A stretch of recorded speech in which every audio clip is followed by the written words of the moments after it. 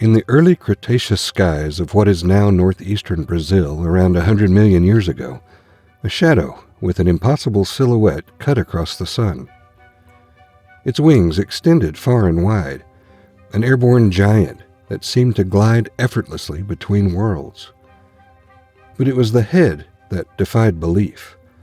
A blade-like jaw crowned with a colossal crest, a structure so oversized it seemed almost otherworldly. This was Thalassodromeus, one of the most striking pterosaurs to ever take flight. Its story begins in 1983, deep in the fossil-rich rocks of the Araripe Basin. There, paleontologists uncovered a skull unlike anything they had ever seen. It was broken into pieces, weathered by time, but still unmistakably extraordinary. In 2002, that skull finally found its name, Thalassodromeus seti. Its name meant sea runner, a nod to the early belief that it hunted by skimming across the water's surface. The species' name honored Seth, the enigmatic Egyptian god, for its strange and imposing crest, a crest that some later argued resembled the crown of Amun instead. But the tale of Thalassodromeus didn't end with that first discovery. Over the years, fragments of jaws and bone were found, debated, and reclassified. Back in 2005, paleontologists added a new piece to the puzzle of Thalassodromeus, the front part of a lower jaw from the same fossil beds. It helped fill in gaps in the original skull reconstruction, though it had a few differences.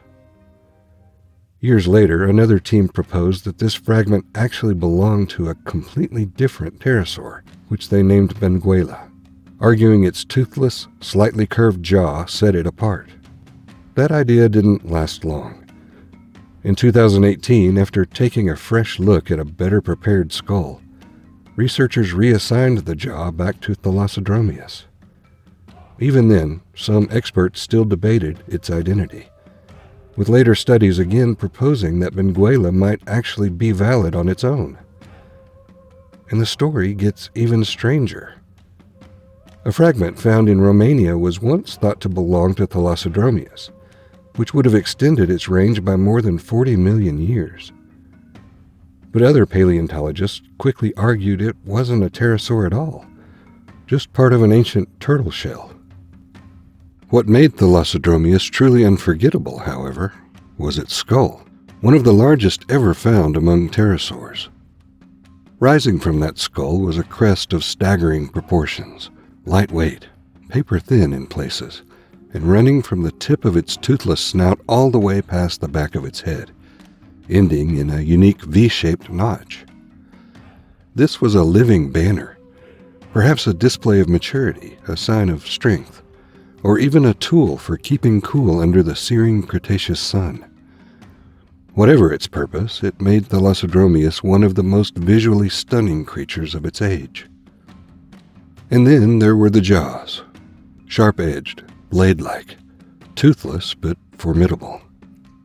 Early on, paleontologists imagined this pterosaur as a giant skimmer, slicing through the water to snatch fish like a modern-day tern. But evidence began to mount against this idea. Thalassodromeus wasn't just a fisher. It may have been a predator capable of seizing and killing sizable prey on land. It belonged to a family called Thalassodromidae, closely related to the equally flamboyant Tupachuara, though its exact place in the pterosaur family tree still fuels debate. The Romualdo Formation, where Thalassodromeus once thrived, was a world teeming with life. Dinosaurs, crocodiliforms, fish, and a dazzling array of other pterosaurs. But even among this cast of prehistoric giants, Thalassodromeus stood out. The only known skull of Thalassodromeus seti is a giant in every sense of the word. At an estimated 1.42 meters, that's about 4 feet 8 inches long, it ranks among the largest pterosaur skulls ever found. The bones are fully fused, which tells us this was an adult. based on its closest relatives, its wingspan likely stretched somewhere between 4.2 and 4.5 meters, 14 to 15 feet, making it the heavyweight champion of its family. We don't yet have the rest of the skeleton, but if it followed the same blueprint as its kin, Thalassodromeus had short, blocky neck vertebrae and limbs that were almost perfectly balanced in size. Its hind limbs were about 80% the length of its forelimbs, not counting that long wing finger. That's a strange proportion for a pterosaur. And like all its kind, it would have been cloaked in hair-like pycnofibers and carried those vast leathery wing membranes stretched between its elongated digits. But the most prominent feature of Thalassodromeus was its crest. It had a skull with a sleek, streamlined snout leading up to a massive bony crest that almost doubled the overall length and height of its head. Proportionally, this was one of the largest crests in the animal kingdom, covering 75% of the skull's side surface, second only to the soft tissue extravagance of Tupendactylus imperator.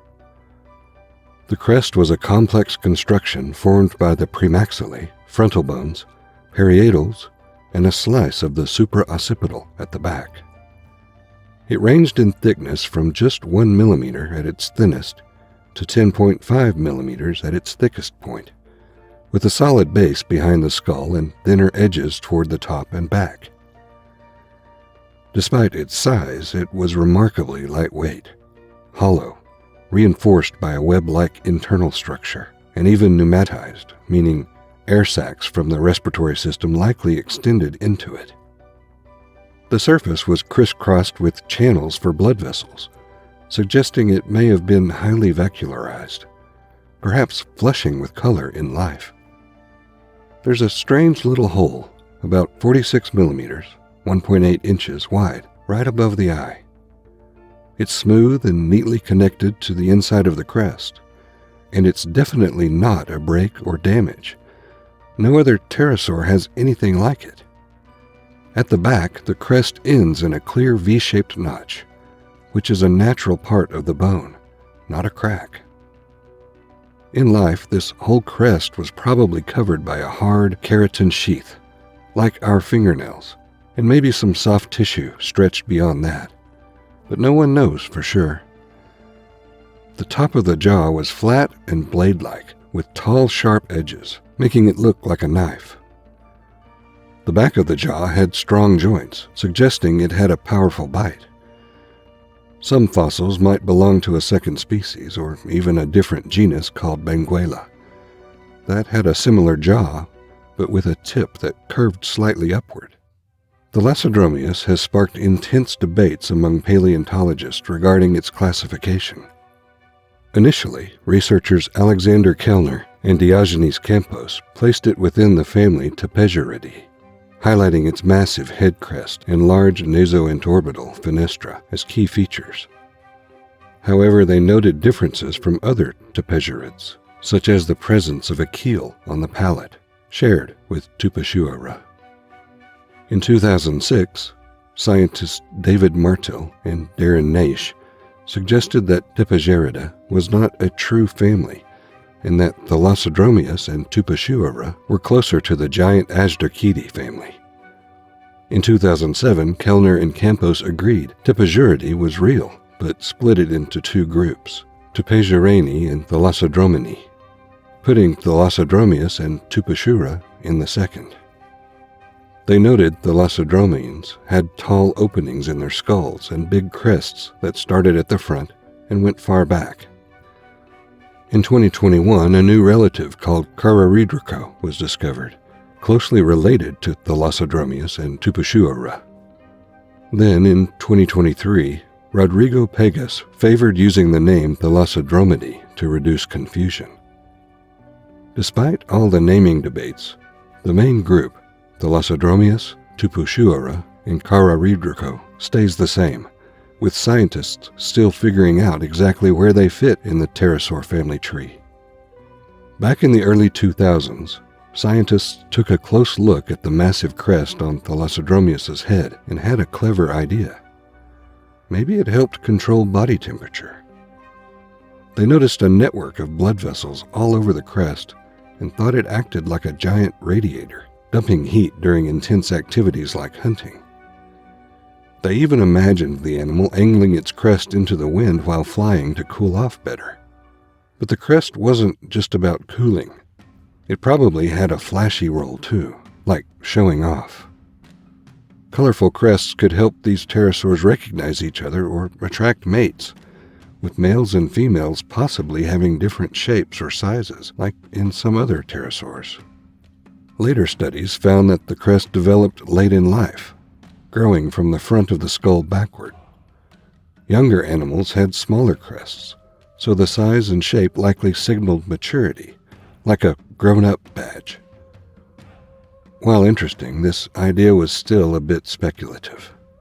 Further research supported the idea that crests mattered mostly for adults, since young pterosaurs could fly soon after hatching and probably didn't need showy crests. The cooling theory was doubted, suggesting the blood vessels mainly helped feed growing tissues, like how bird beaks get nutrients. Plus, wing membranes and air sacs would have done a better job at heat control, with wind and water also helping. Later on, it was pointed out that the crests probably served more as a display feature than cooling devices. The crests didn't grow steadily with body size, but shot up quickly near adulthood, something expected if the crest was for attracting mates. The blood vessel patterns looked more like those in bird beaks, which nourished tissue rather than cool the body. While some heat loss might have happened, it wasn't the crest's main job.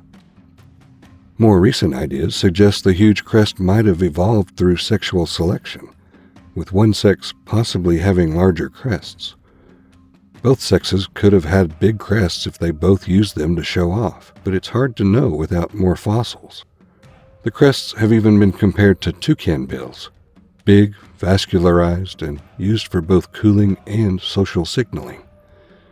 This suggests the crest probably had multiple roles: cooling, display, and maybe more.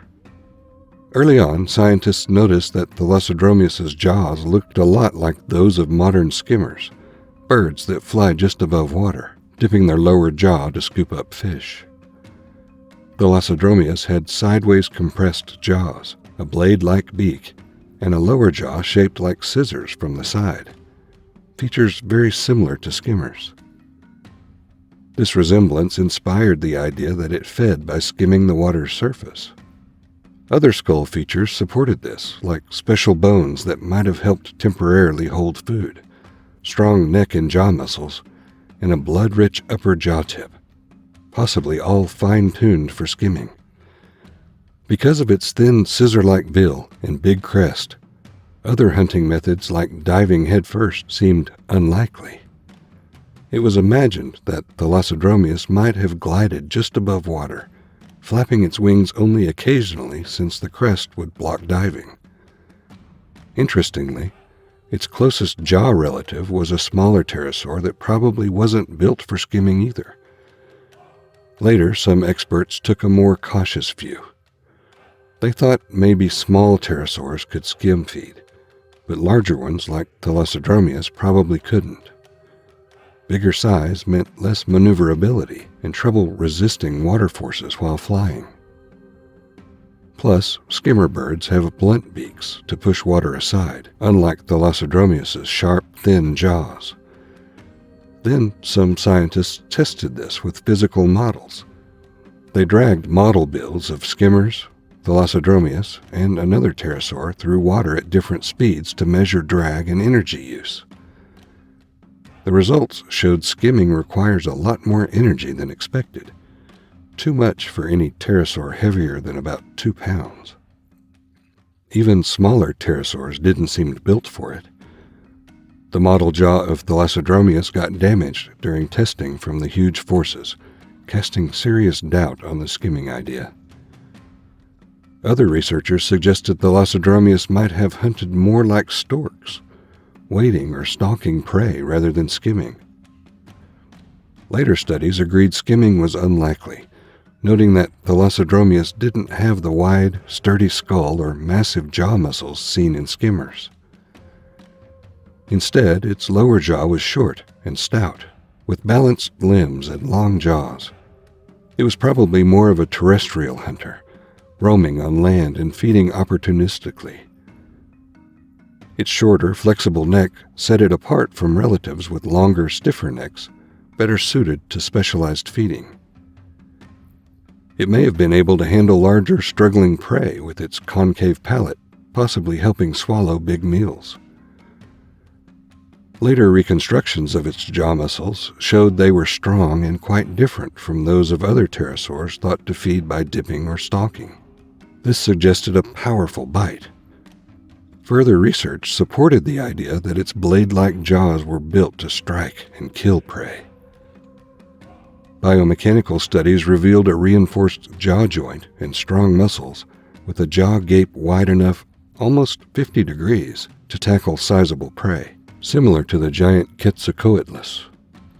Back in 2002, an engineer brought a fresh perspective to the original ideas about Thalassodromeus seti and its massive crest. Earlier scientists had mentioned that the huge crest might cause aerodynamic problems during flight, but didn't dig deep into how.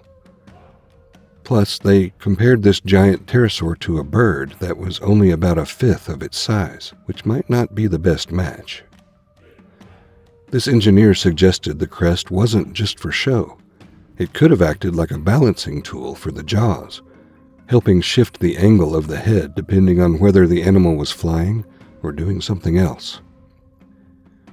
Even more intriguingly, he proposed the crest might have been inflatable with blood, almost like a fan you could open or close, changing air resistance mid-flight or while skimming water. This would help the pterosaur keep its head steady without relying on neck muscles, essentially preventing unwanted spinning or tipping. Instead of being a drag, the crest could actually help with long flights. He even compared it to a special organ in sperm whales that changes temperature to help regulate buoyancy, though this was more of an analogy than a perfect match. The original describers of Thalassodromeus weren't convinced. They pointed out the crest's bone structure was too compressed for it to be inflatable, and thought the whale comparison didn't really fit a flying animal. They also said the whale's organ probably has different functions, like aggression or sonar. Still, they found the idea of the crest playing some role in aerodynamics interesting, and agreed that subtle head movements might help with steering. They emphasized that we'd need detailed biomechanical and flight studies to truly understand how the crest affected Thalassodromeus in the air. Later on, another researcher called for more studies on how these animals moved. He noticed that Thalassodromids, Thalassodromeus's relatives, had limb proportions very similar to Azhdarchids, which we know better. This suggested they might have shared similar wing shapes and flight styles. Unlike sea-soaring pterosaurs with long, narrow wings designed for gliding, Thalassodromids had shorter, broader wings that were probably more agile and less likely to get caught on things. This might have made them better at flying over land or in cluttered environments. Their enlarged shoulder muscles hint that they were strong flyers, capable of powerful wing beats and quick takeoffs. Although their large crest might have affected flight somewhat, it grew late in life, so it probably wasn't designed mainly for aerodynamics. The limb similarities with Azhdarchids also suggested they moved around on land in similar ways. Their legs looked built for long strides, and their compact feet would make walking or running efficient. Strong shoulders could mean they were good at accelerating quickly when running, hinting at a lifestyle that balanced flight with active ground movement. But as with many things in paleontology, more detailed research is needed to confirm these ideas. Thalassodromeus is known from the Romualdo Formation, which dates back to the Albian stage of the early Cretaceous period, roughly 110 million years ago. This formation is part of the Santana group, and was originally considered part of what was then called the Santana Formation when Thalassodromeus was first described. The Romualdo Formation is a Lagerstätte, a type of fossil site renowned for preserving specimens in exceptional detail. It consists mainly of lagoonal limestone concretions embedded in shale layers and lies above the older Crato Formation.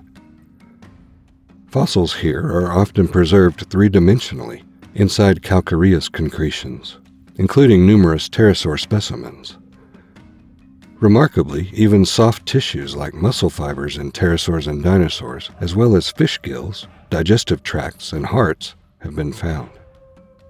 The environment at the time was tropical, broadly similar to modern-day Brazil's climate, but the plant life was mostly xerophytic, adapted to dry conditions, with the psychedales and the conifer brachyphyllum being the most common plants.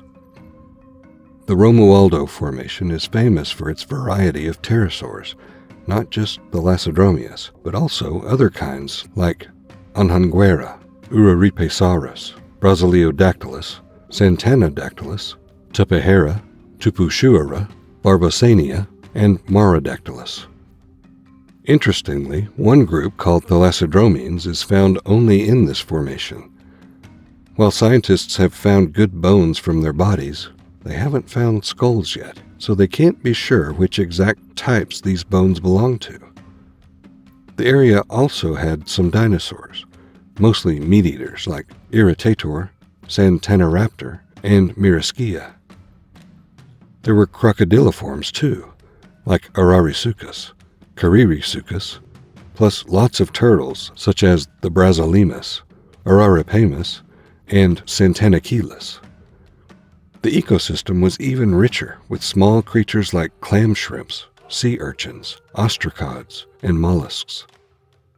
Fish fossils show a wide range of species, including sharks, guitarfish, gars, and many more.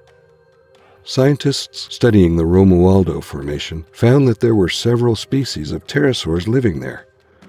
2 types of Thalassodromeus, 2 of Tupushuara, and possibly 6 species of Anhanguera. It's possible these species didn't all live at the same time, like what we see in other formations, but there isn't enough detailed information from the rocks to say for sure.